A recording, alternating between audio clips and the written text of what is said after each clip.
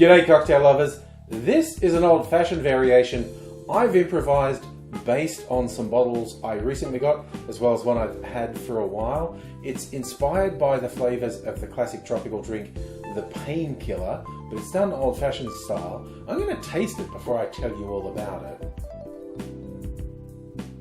I love it when an improvised drink comes together. I'm really liking this.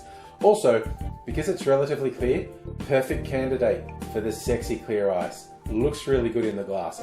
Let me take you through the ingredients. It's 3 equal parts in this cocktail, which makes it relatively straightforward, but the actual ingredients I'm using are a little bit difficult to get if you're outside of Australia. When I say little bit difficult, quite difficult, and you'd have to improvise. But sometimes, rather than being universal, I like doing something based on what I have, and I like to inspire people to experiment and improvise.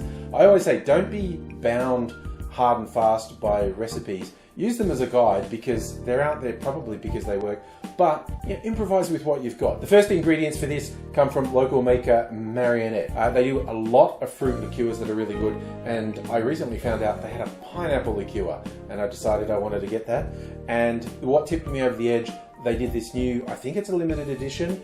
It's a team up with the Four Pillars Gin Distillery. It's basically gin infused with orange curacao. They call it the old-fashioned gin liqueur, but it's 38% ABV, so it's got a decent amount of alcohol in it. Those are 2 of the main flavors in a Painkiller. Orange, there's orange juice in a Painkiller, and pineapple, there's pineapple juice in a Painkiller. There's also usually coconut in there, and I'm also sticking with gin here. Steve the bartender's Threefold Distilling released a limited run. It's a coconut gin.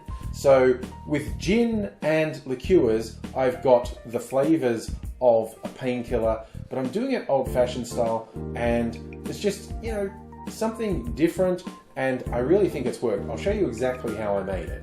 In a mixing glass, put 1 ounce or 30 mils of the old-fashioned gin liqueur, and then 1 ounce or 30 mils of the coconut gin, and 1 ounce or 30 mils of the pineapple liqueur. Add ice to the glass, stir that for 20 to 25 seconds to chill and dilute the drink. I'm straining that into a rocks glass over a big chunk of sexy clear ice, and a simple garnish. Keeping with theme, I'm doing a strip of orange peel.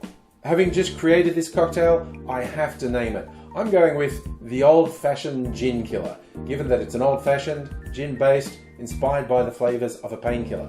But if you think you can come up with a better name, I would love to hear it, because that is always a challenge. If you come up with a cocktail, you got to come up with a name as well. But I'm pretty happy with that. Old-fashioned gin killer.